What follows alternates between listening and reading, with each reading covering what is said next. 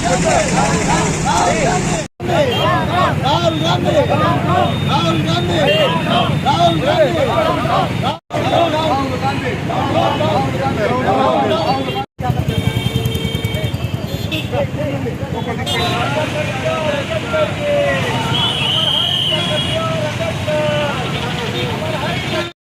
యొక్క కాంగ్రెస్ అన్ని జీవోత్సవాలు కోల్పోయిన కాంగ్రెస్ అధికార నాయకుడు రాహుల్ గాంధీ గారు అమిత్ షా గారిని విమర్శించడం జరిగింది. ఆయన అంబేద్కర్ గారు చాలా గొప్ప వ్యక్తి.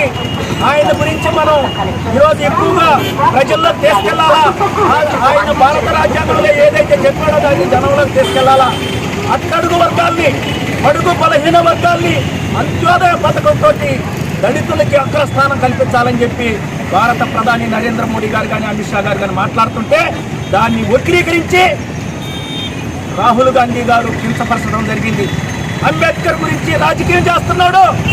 ఇంకేమీ దొరకలేదా నీకు?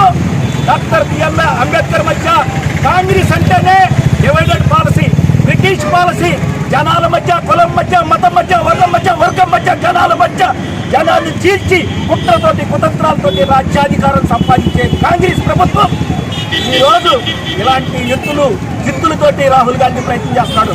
అయ్యా రాహుల్ గాంధీ గారు, నీకు వయసు పెరిగింది, నీకు బుద్ధి పెరగలేదు.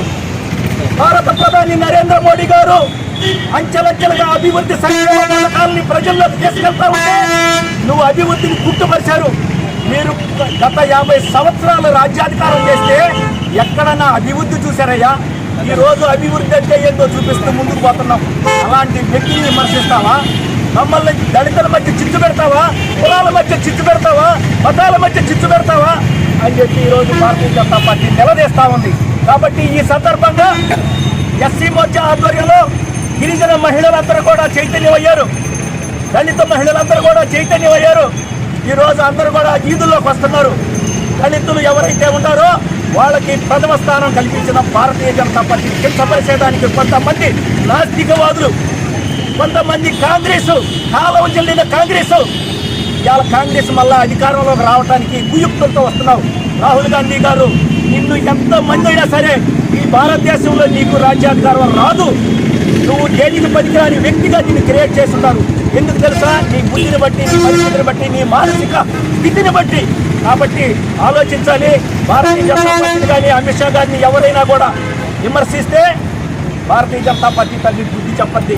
కాబట్టి ఈ అవకాశాన్ని కల్పించిన భారతీయ జనతా పార్టీ ఎస్సీ మోర్చా నేతలకి ప్రత్యేకంగా ధన్యవాదాలు తెలియజేస్తూ ఇప్పుడు